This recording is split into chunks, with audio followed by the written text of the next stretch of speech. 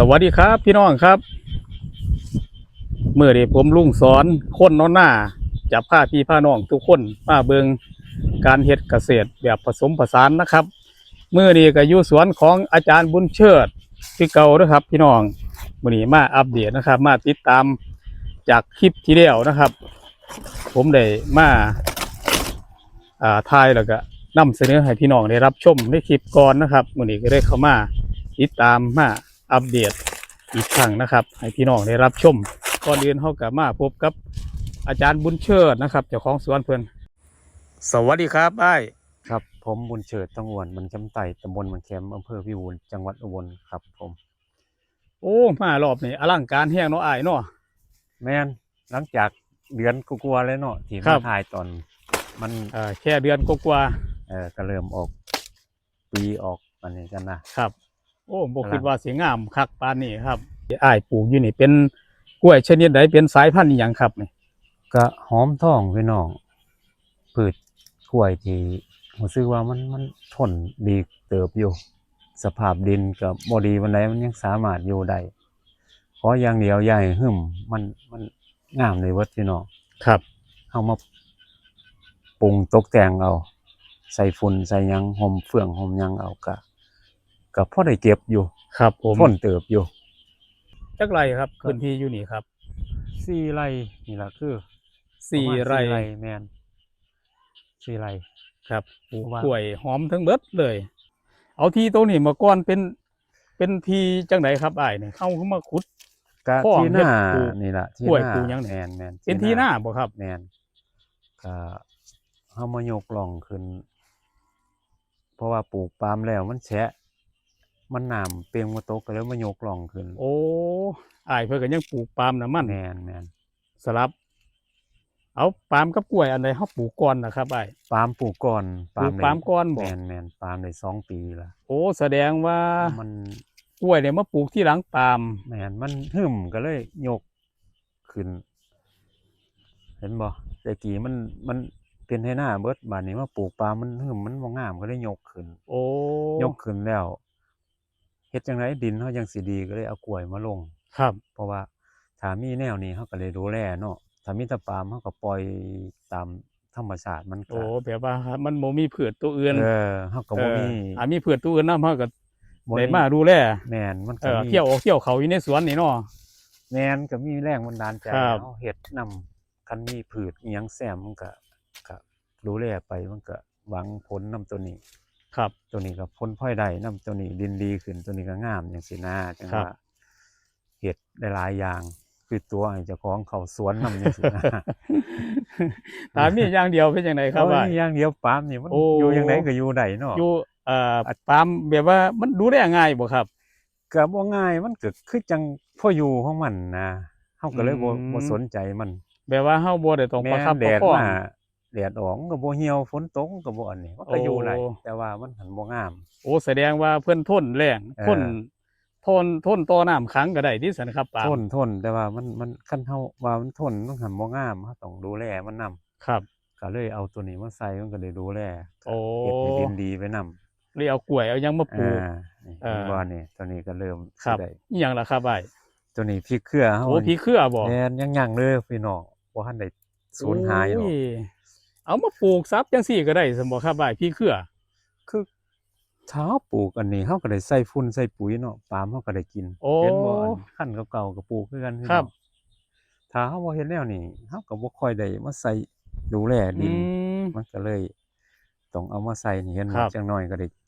นี่ อู้ยมันก็ออกหน่วยออกหยังอยู่เนาะอ้ายเนาะ ต้นมันสมบูรณ์เพราะว่าบางหันบ่ค่อยได้ดูแลมันบ่ได้ฉีดยา โอ้ มันก็เลยโตบ่ไหว ครับ ก็ ครับ ก็ เอามาปลูกจังนี่มันบ่ห่มบ่หยังกันบ่ครับอ้าย มันมักหอมตัวนี้ โอ้มันมาคมบ่ แม่นมักอยู่ในหอมเห็นบ่ม่วนอยู่แดดๆนี่ถ้าม่วนอยู่แดดมันสินี่ โอ้จะเป็นจังซี่เนาะ นี่ ถ้าอยู่กลางแจ้งจะเป็นจังซี่ แม่นถ้าม่วนอยู่หอม โอ้ แน่เห็นบ่นี่ โอ้สังเกตเบิ่งเนาะ อ่า ถ้าต้นใดอยู่ใกล้ๆต้นกล้วยต้นปาล์มมันคืองามแท้ครับ นะเพิ่นมักหอมจังว่านี่ โอ้แสดงว่าสายพันธุ์นี่มาคมที่นี่ นี่มักหลายนี่มักหลายจนบ่มีใบตัวนี้ ครับ บ่ได้ฉีดยาพี่น้องบ่ค่อยได้ฉีดยา โอ้อิหยังก็บ่ได้ฉีดเด้อบ่ครับนี่ ก็ฉีดโดนๆจังซี่คิ โอ้ ดพ้อจังซี่ โดนๆเฮายังมาฉีด นี่ก็ว่าให้มันแตกใหม่นี่ ครับ ก็เอาใหม่ให้มันมีต้นไว้ซะก่อน ครับผม โซนนี่มันสิซุ่มแน่เห็นบ่ ครับ ต้นก เฮ็ด ล้วย ผสมผสาน ต้นกล้วยหน้าแล้งนี่มักซุ่มเลยพี่น้องถ้าขาดน้ำมันสิใบใหม่เขาทันทีเลย ครับ ต้องให้น้ำซุ่มตลอด โอ้เฮาขุดเป็นคลองเป็น อ่า อันนี้คลองขุดกว้างปานใดครับอ้ายเนี่ยครับ 2 เมตร สองเมตร แล้วก็ลึก50 ลึก50เส้น แม่นลึก ห่วยผม 50 ว่ามันลึกจน บ่ลึ ท่ว ก มเอวท่วมได้บ่แม่นตัวเส้นแนมเบิ่งน้ำคือยังเป็นตะลึกอยู่ เลิกเข้าสิบ่มีหม่องดินไว้นะ เพราะว่าเขาปลูกปาล์มก่อนแล้ว ถ้าเลิกถ้าสูงมันก็บ่เหมาะกับปาล์มก็เลยเอาซ้ำนี่ โอ้ ปาล์ม เพราะ มัน ว่า สิแม่น เขาต้องเบิ่งมองถึงปาล์มนํ แม่นเพราะว่าปาล์มสิเป็นตัวยืนเนาะจักหน่อยกล้วยมันก็หายไปแล้ว โอ้จักหน่อยนี่กล้วยมันก็จะว่ายจะขึ้นโคนไป แม่นก็ปาล์มก็สิเป็นตัวยืนมันตัวหลักกล้วยก็มาเติมจักช่วงจักข้าวนะครับ ถือว่าถึงเวลาอยู่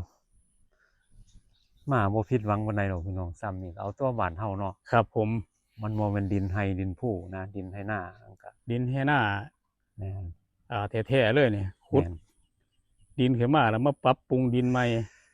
สำคัญพี่น้องเรื่องปรับปรุงดินนี่เฮาสิบ้านแต่ปุ๋ยเคมีไปมันก็บ่นี่ต้องมีฝุ่นมีหยังมีเฟืองมีอันนี้ มีเศษอิหยังล่ะเศษหญ้าเศษอันนี้แม้แต่หน่อกล้วยเห็นบ่เฮาก็หมัก ครับ หมักไว้สมขี้ไก่หมักไว้มันเป็นปุ๋ยขึ้นมาเฮาก็มาราดจังซี่ โอ้ มันก็เลยเพิ่ม เอาเฮาเฮ็ดจังไดครับอ้ายเอาหน่อกล้วยไปหมักแนว แม่นเฮาก็ตัดจังไดเฮาก็ได้ตัดอยู่แล้วให้เสียนบ่ โอ้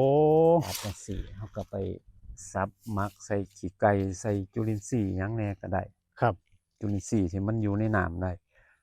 มันก็มาราดนี่มันก็ซอย คือมันกินแตะปุ๋ยมันสิบ่แข็งแรง มันสิเป็นโรคไว้มันต้อ โอ้ งมีพวกอินทรีย์วัตถุนำคือได้จากนี่ล่ะ ครับ จากหน่อกล้วยแหน่ อืม เผลอๆคันมีเวลาหญ้าเยอะเขียวๆนี่ก็ไปหมักนำกันก็ โอ้ ได้คัน หมักใส่น้ำกันเลยบ่ครับ แม่นอีหยังที่เป็นสีเขียวนี่เฮาหมักได้ออกมา โอ้ เป็นถ้าเฮาตากแดดมันก็ระเหยไปทิ้งซื่อๆ ครับ นี่ ผม นี่สีเขียวนี่แต่ว่าเฮาไปหมักมันก็เป็นปุ๋ยอีก โอ้ นี่คืออาหารที่กินแตะปุ๋ยก็บ่ได้พี่น้องพื ครับ ชมันต้องกินพวกเศษพืชเศษอีหยังนำ ครับ พวกเศษขี้ไก่คือจังซี่ก็ต้องมีพี่น้อง ครับ กิน เอา แต่ สรุปง่ายๆคือทุกอย่างอยู่ในนี่ที่พืชสีเขียวอยู่นี่บ่ได้ทิ่มจักอันเลยบ่ครับอ้าย ก็คันมีเวลาก็เอาเบิดพี่น้อง โอ้ แต่ว่ามันก็เฮ็ดได้บ่เบิดหรอกมันก็มีตัว ครับ ตัวอันนี้นำ เอาไปหมัก ทีนี้เนี่ยนอกกล้วยมันใหญ่เนาะเฮาก็ตัด ครับ ไปมันก็ได้ไว้ก็ไปหมักแล้วก็มาคืนอยู่นี่นะ โอ้ นี่คือหลักการที่เฮาใส่ของที่เฮามีอยู่ในพื้นที่เฮา ครับ การหมักเฮาเฮ็ดจังไดครับอ้ายเอา ก็ ส่วนผสมมีหยังแหน่ ถ้ามีจุลินทรีย์ก็พวกจุลินทรีย์ที่ทางพ่อดอเพิ่นก็ดีบ่มีก็ EM ก็ดีสังเคราะห์แสงก็ได้ โอ้ เราต้องหาจุลินทรีย์ที่มันอยู่ในน้ำนะครับ จุลินทรีย์ที่มันอยู่ในน้ำมันก็มาหมักบัดนี้ก็เติมยูเรียจักหน่อยจังซี่มันก็ โอ้ยูเรียคือปุ๋ยยูเรียเฮานี่บ่ครับ แม่นปุ๋ยยูเรียมันก็สิเป็นอาหารของจุลินทรีย์นำ ครับ มันก็เลยขาดบ่ได้พี่น้องเล่นแต่ปุ๋ยอย่างเดียวนี่ใบใหม่เด้อพี่น้องเด้อเฮ็ดสวน อืม ถ้าดิน มัน เฮา ก็ บ่ดี มีปุ๋ย แม่น พวกปุ๋ยหมักมีน้ำหมัก แม่น เขามาซอยน้ ถ้าดินเฮาบ่ดีถ้าดินเพิ่นดีเพิ่นก็หว่านปุ๋ยโขบไปมันก็งาม ำโอ้ ของเพิ่น ครับครับ มันอยู่กับสภาพดินเนาะพี่น้อง ครับ สภาพดินอันนี้เฮาต้องฟื้นฟู ครับถ้าดินเฮาดีแล้วหรือว่าดินที่พี่น้องเพิ่นเฮ็ดอยู่ทางอื่นดินมันดีกว่า แม่น ของอ้ายเพิ่นจะใส่ปุ๋ยใส่หยังสิก็ ใส่ขี้ไก่ใส่ บ่มี ปุ๋ย ผล แม่นเพิ่นก็จบแล้วเพิ่น ครับ ก็บ่ได้ยากเพิ่นก็งามตามระดับเพิ่น1 2 3เพิ่นเสมอต้นเสมอปลายเบิดแต่ว่าของเฮามันก็ลางเทื่อมันก็น้อยๆก็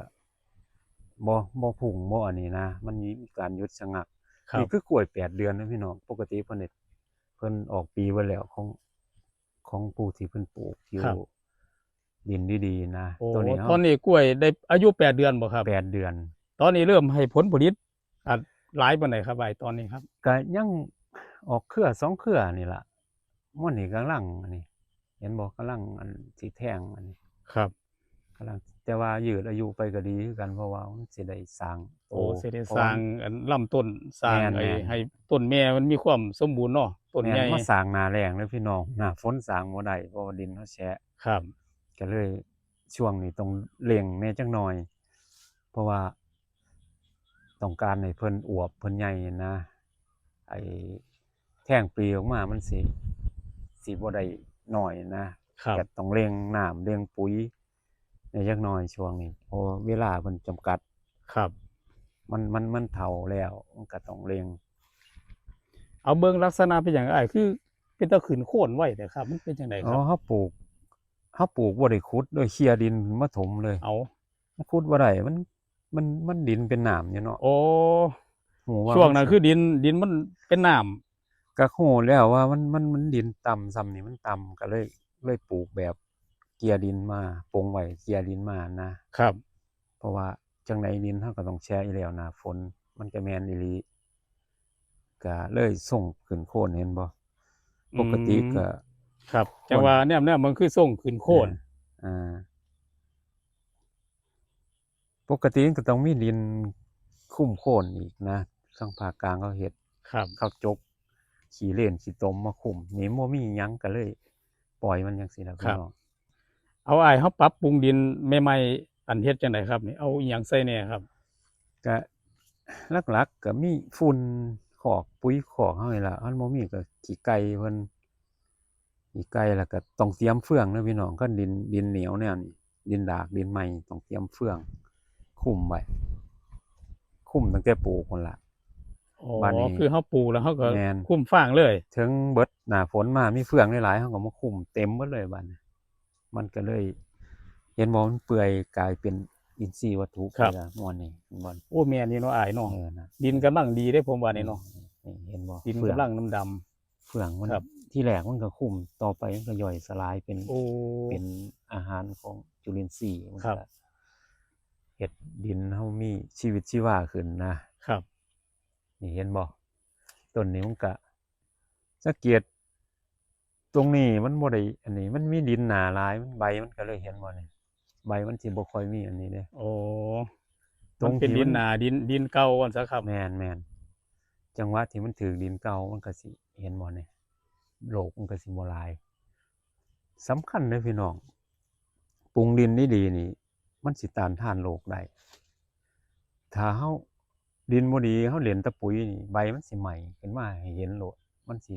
ต้านทานโรคบ่ได้จังว่าสำคัญการดูแลดินนี่พี่น้อง ครับ การสิเฮ็ดหยังก็อันดับแรกก็คือพืชมันมักซุ่มมักกันนี่ส่ำใดทนทานความแฉะได้ส่ำใดคือจังปาล์มนี่มันทนได้แม่นบ่ก็เอาอยู่ระดับนี้แต่ว่าระดับนี้บ่แม่นระดับของกล้วยเด้อพี่น้อง ครับ กล้วยมันต้องสูงกว่า อ๋ นี้ อกล้วยมันต้องสูงกว่านี้ แม่นถ้าหน้าฝนนี่จบเลยนี่คือว่าซ้ำนี่เดือนสิงหากันยานี่จบเลยพี่น้องนี่ฝนเร่งๆนี่ แล้วเฮาจะเฮ็ดจังไดอ้ายช่วงนั้นอ้ายมีวางแผนไว้จังไดครับ ถ้าสมมุติว่าช่วง ก็ สิงหากันยาเฮาจะมีหม่องระบายออกไปจังไดครับน้ำ ก็จังซี่แหล้วคือเฮาอยากได้อีหลีเฮาก็จงหน่อที่มันน้อยที่สุดไว้เพราะว่าให้มันอยู่ระยะหน้าฝนอย่าให้มันใหญ่แรงให้มันใหญ่อยู่หน้าแล้งดินเฮาแบบนี้เฮาต้องมาเพี้ยนเอาหน้าแล้ง โอ้ ถ้าเฮาไปเจอหน้าฝนต้นซ้ำนี่มันสิแฉะแล้วก็สิใบใหม่ใบอันนี้ ครับ ตรงนั้นก็คือดินเฮาบ่ได้ออกแบบมาใส่กล้วยเฮาออ ครั กแบบ ผม มาใส่ปาล์ เฮาม ออกแบบมาใส่ปาล์ม อ่า เฮาบ่ได้ออกแบบมาใส่กล้วย แม่น ครับบัดนี้สมมุติว่าพี่น้องเพิ่นอยากปลูกนำควรจะเฮ็ดจังไดครับอ้ายถ้าเฮาบ่มีปาล์มจังซี่นะครับสมมุติว่าพี่น้องเพิ่นอยากปลูกแต่กล้วยล้วนๆจังซี่นะครับอ้าย อ๋อกับก็อยากให้ปลูกที่จังน้อยเลยพี่น้องเพราะปลูกห่างนี่มันสิบ่คุ้มอันนี้เวลามันอันนี้ออกมามันสิถูกแดดเห็นบ่ไอ้หมากมันนี่ โอ้ ให้มัน หมากกล้วยจะ แม่น2คูณ2นี่กำลังเหมาะเลยเห็นบ่นี่ 2คูณ2 ตัวนี้2 อ๋อของอ้ายปลูกหลายปานใดจังครับนี่ ม่วนนั้น 3เพราะว่าอยากย่านเพิ่นบังแสงปาล์มนะ โอ้ ตัวนี้มันห่างแหน่ก็เลยลองใส่2ครับ ปกติ ทั้ง สอ พุ่ ง น3คูณ3แม่นปกตินี่มานี่ก็2 เมตร2 คูณ 2นี่ ครับ ไร่หนึงได้หลายอยู่น้องคันแม่นดิน แต่ว่าเฮาดินนาเฮาอยากยกขึ้นนี่ก็ควรยกให้สูงพอสมควรหรืออยากปลูกนำกันแท้ก็ได้พี่น้องนำกันแท้นำอันนี้ก็ได้ ครับ คันแท้ใหญ่จักหน่อยก็ปลูกเป็นแถวไปนำกันแท้นี่ก็งา ครั ม บ คือกัน แต่เรื่องดินเนี่ยครับว่าอันดินแบบใดจะเหมาะกับเพิ่นบ่นี่กล้วยหอมทอง มันอยู่ได้วัตถุดิน ขนาดดินเหนียวยังได้ดินที่ล้วนปนทรายนั่นแฮ่งสุดยอดเลยเนาะกับดินไห้ดินหยังเพิ่นนั่นก็ดีแฮง ครับ แต่ว่าดินเฮานี่ถือว่าดินบ่วยๆหรอกนี่ดินตัวนี้ ดินอันดับสุดท้าย ดินที่ต้องดูแลเป็นพิเศษ ครับ นะถ้าพี่น้องมีคันแท้เก่าคันแท้หยังดินเป็นดินเก่าอยู่แล้วเอาไปปลูกเลย ขอให้มีฝุ่นมีหยังแล้วก็ดูแลให้ดีก็เก็บเกี่ยวได้พี่น้อง ครับผม อย่าทิ้งช่วงว่านะคันทิ้งช่วงนี่สมมุติว่าตรงนี้เฮาหยุดรดน้ำไปมันสิวับลงทันทีเลยกล้วย โอ้ มันสิเห็นผลทันทีเลยค ครับ วามที่ขาดน้ำขาด ครับ ปุ๋ยนี่เฮาต้องมันใหญ่ไว้มันก็เสียหายไว้นะครับ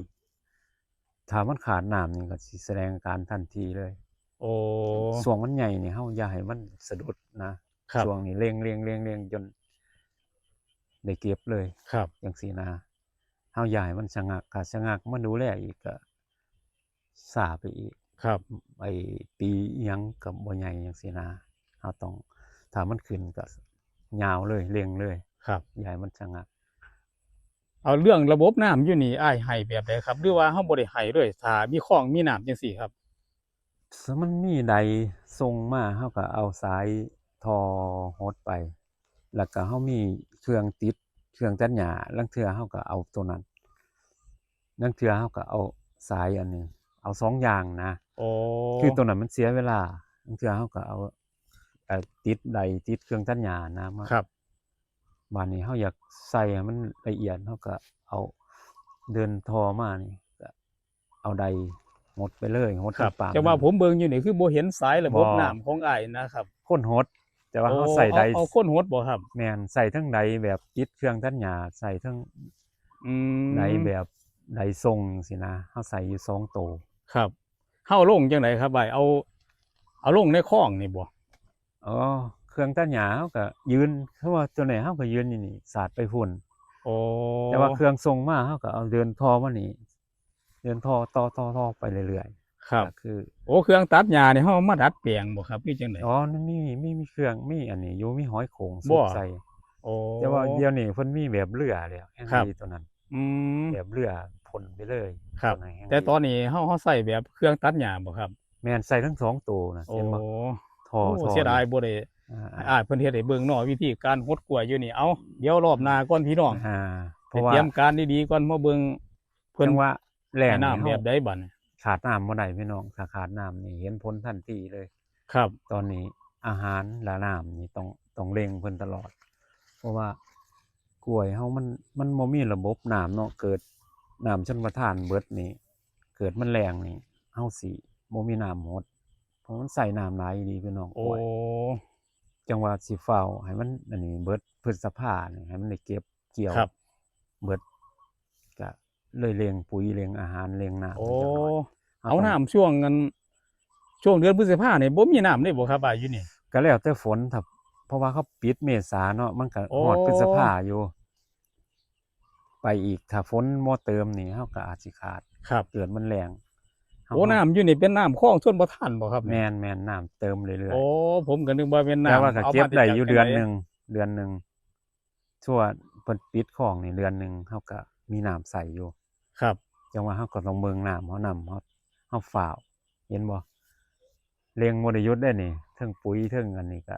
แต่ว่าปุ๋ยเฮาใส่บ่เปลืองหรอกใส่น้อยๆแต่ว่าเฮาใส่เรื่อยๆ ครับ บ่ได้ใส่หลาย เพราะว่า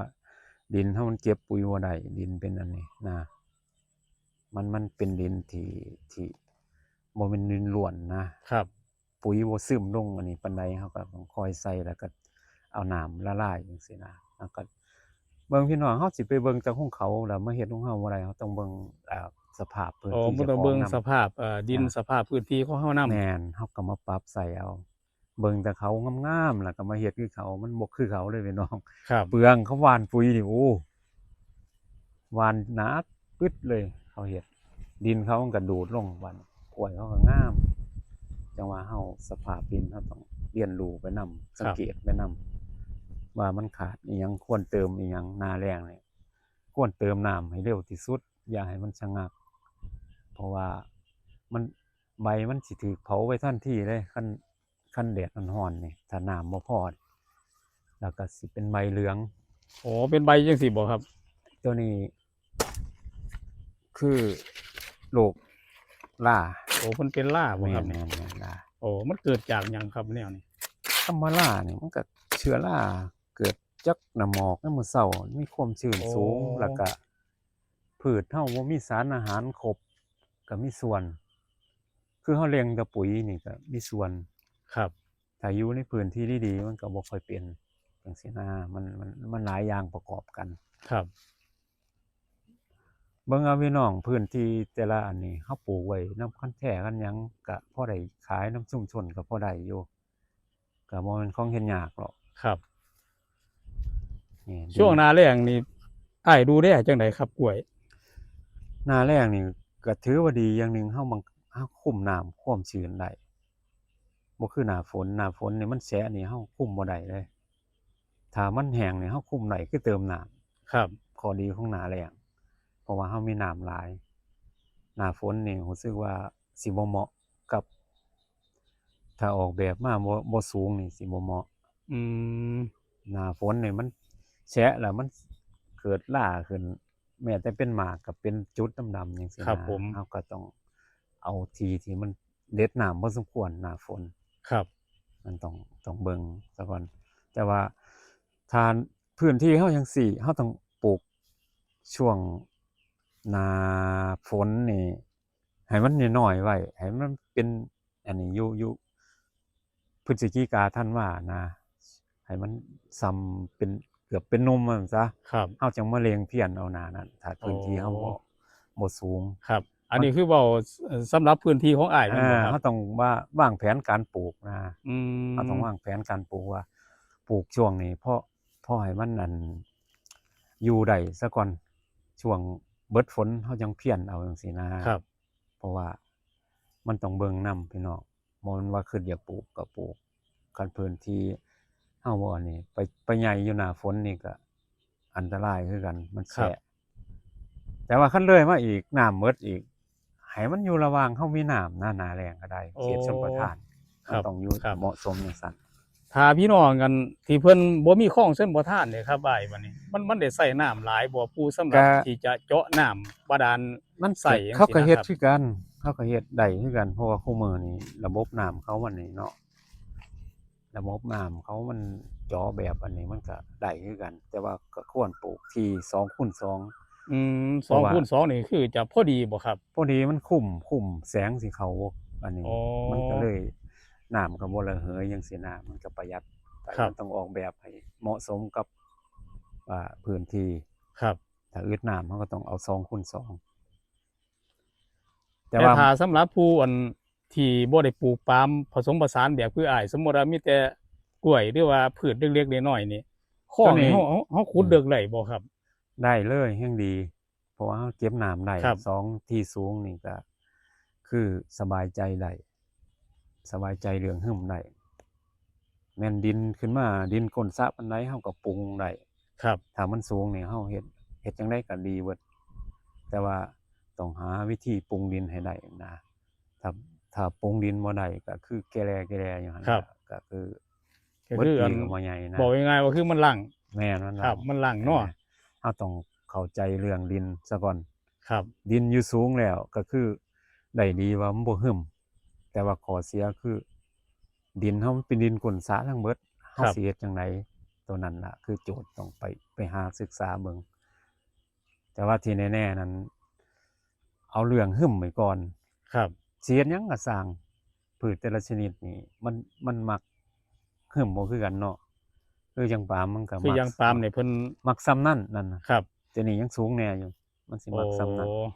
แต่ว่าหน้าฝนมาก็ดีอยู่ ครับ เฮาก็ฮดเอาจังซี่นะ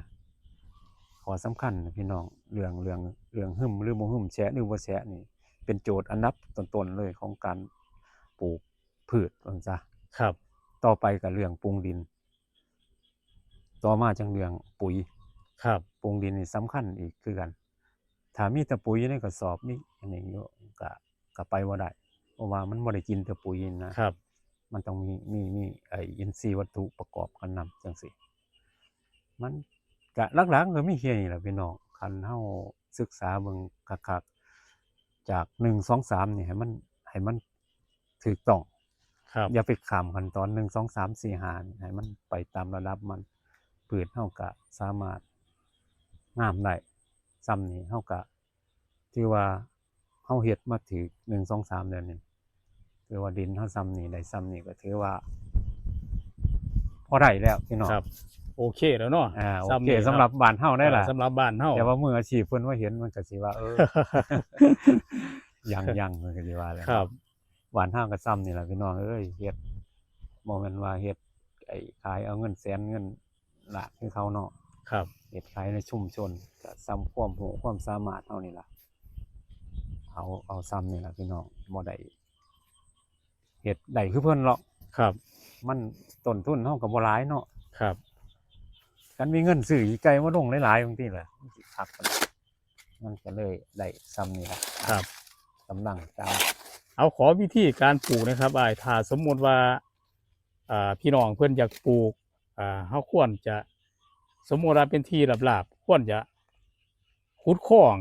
หรือว่าบ่ขุดคลองแต่ยกคู่ระหว่างสองอย่างนี่อันไหนจะดีกว่ากันครับอ้าย ยกคู่ก็คือบ้านเฮาก็คือปรับหน้าแล้วก็แท้ใหญ่นั่นแหละคือยกคู่ปรับภายหน้าแล้วก็มีคันแท้ให โอ้ ญ่ มีคันแท้คือสามารถ แม่น ปลูกน้ำคันหน้าได้เลย แม่นคันจกก็คือจกเป็นของใส่ไก่รอบหน้าจังซี่ก็ได้ของรอบหน้าจังซี่นะบ้านนี้เฮาก็ปลูกป้ายนำบัดนี้ก็ ครับ บ่เสียหายตรงนี้ก็ยังได้เฮ็ดหน้าคือเก่า ครับ คือให้มันมีหลากหลายพี่น้องหม้องที่สูงเฮาก็ไว้เฮ็ดหัวเฮ็ดสวนหาอยู่หากินจังซี่ล่ะหม้องพื้นที่เฮาก็เฮ็ดนา ครับ นี่คือออกแบบให้มันมีหลากหลาย ครับ เฮ็ดนาแล้วเฮาก็ขนเฟืองขึ้นมาใส่คู่คั่นตรงนี้ มันก็บ่ต้องมาออกกฎหมายว่าเผาบ่เผาอีกนะครับ มันเป็นเรื่องที่เฮาต้องปรับเปลี่ยนนํคือแต่ละคนนี่ต้องมีข้องใส่ไก่หรือมีคันแท้ใหญ่ไว้รอบหน้าจังซี่นะส่วนเกินเฟืองที่เหลือจากให้งัวก็เอาขึ้นมานี่ก็ปลูกหยังก็งามพี่น้องบ้าน ครับ นี่คือหลักง่ายๆที่เฮาต้องลองปรับเบิ่งปรับเปลี่ยนเบิ่งส่วนว่ามีคันแท้จังซี่เนาะน่าจะสุดหัวหน้าจังซี่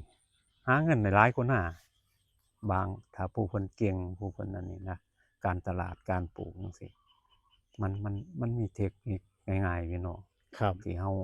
ยังบ่ทันลองกันเฮ็ดสวนแล้วก็ปลูกปาล์มจังซี่นะเซาเฮ็ดนา ครับ ลองเบิ่งมันสิไปจังได ปรับเปลี่ยนมาเฮ็ด แม่น แบบผสมผสาน เพิ่นเลือกเฮ็ดหน้า เลิกเฮ็ดนาเพราะว่า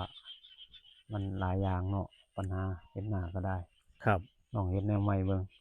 แต่ว่าก็คันออกแบบดีก็บ่ต้องถิมหน้าเด้อพี่น้องเด้อเฮ็ดคันไปยาวไปนำหน้าก็ได้เฮ็ดนาคือเก่า ครับ ก็บ่ควรถิมดอกหน้าเฮากินข้าวอยู่ บ่ควรถิมหน้าเด้อพี่น้อง ครับ เอาแบบเฮ็ดคันรองไว้นี่นะให้หน้าปลูกสุดบัดนี้โอ้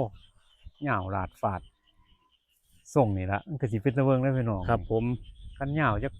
100 200เม็ดปลูกไปคู่กันไปจังซี่ล่ะ ครับ ขอขอบคุณผู้ลุงด้วยครับ ที่พามาชมแปลงเกษตรผสมผสาน ที่เพิ่นปลูกกล้วยหอมทองนะครับก็เพิ่นให้แนวทางให้ข้อคิดนะครับ การวางแผนการปลูกกล้วยหอมทองนะครับเฮ็ดจังไดพี่น้องจึงจะประสบความสำเร็จนะครับ หรือว่าอยากจะเข้ามาเล่นมาชมมาแลกเปลี่ยนความคิดเห็นกับอ้ายเพิ่นก็ได้นะครับ เอามื้อนี้ก็ขอบคุณอ้ายหลายๆนะครับ ผมขอบคุณครับ สวัสดีครับ